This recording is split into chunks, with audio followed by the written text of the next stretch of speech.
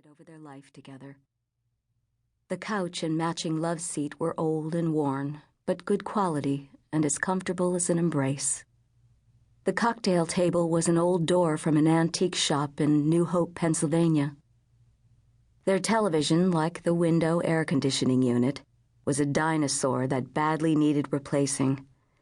Their bedroom was so small that there was barely room for their queen-size bed and 2 bedside tables piled high with books.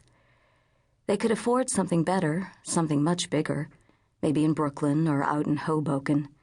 But they were Manhattanites to the bone and couldn't bear to be separated from the city by a bridge or a tunnel.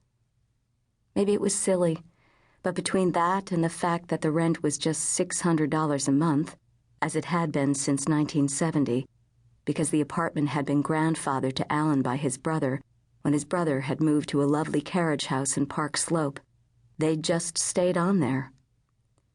The children they'd hoped for had never come. They'd never had a reason to expand. Only recently had things become uncomfortable for them.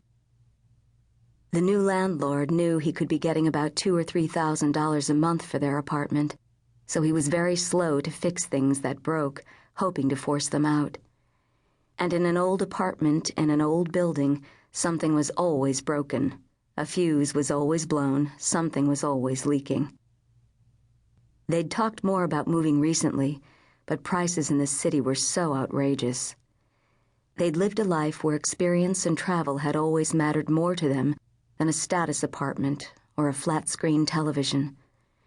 And though they'd done well, she as a crime reporter for various city newspapers, and finally now at the Times, and he as a commercial photographer, choices had been made along the way.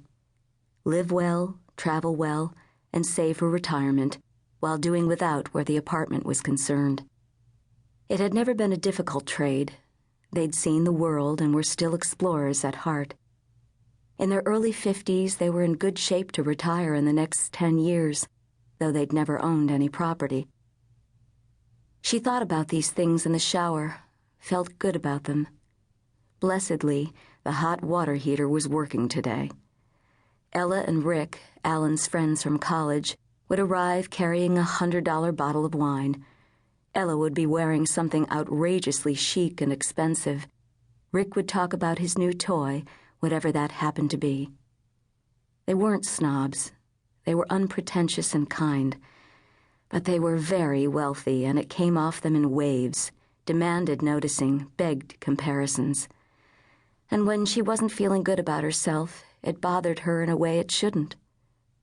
Alan wouldn't have understood. His mind didn't work that way.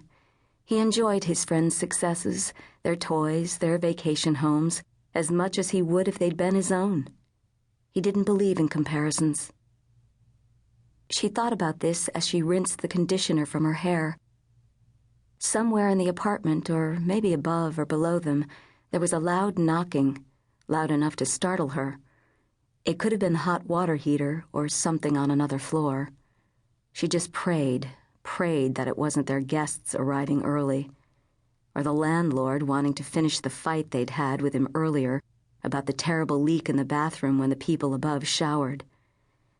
Today they'd threatened to start putting their rent into escrow until he fixed it once and for all. The conversation had devolved into him reverting to his native tongue, something harsh and Eastern European, and screaming at them unintelligibly. They'd shut the door in his face, and he'd stormed off, yelling all the way down the stairs.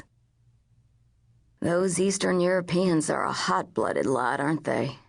Alan had remarked, unperturbed. "Maybe it's time. Interest rates are low. We have the money for a sizable down payment. Jack has been telling us we have to invest in real assets to be truly comfortable in retirement," she said, referring to their accountant. "But the maintenance costs, and who's to say prices don't plummet in the next 10 years? He paused and shook his head. "We couldn't afford to buy in the city." She shrugged. It was an old conversation that neither of them felt very passionate about. She'd let it go and headed off to the farmer's market in Union Square for dinner ingredients. On the way back, she passed her landlord in the street and tried to smile. He marched right past her, yelling into his cellular phone in the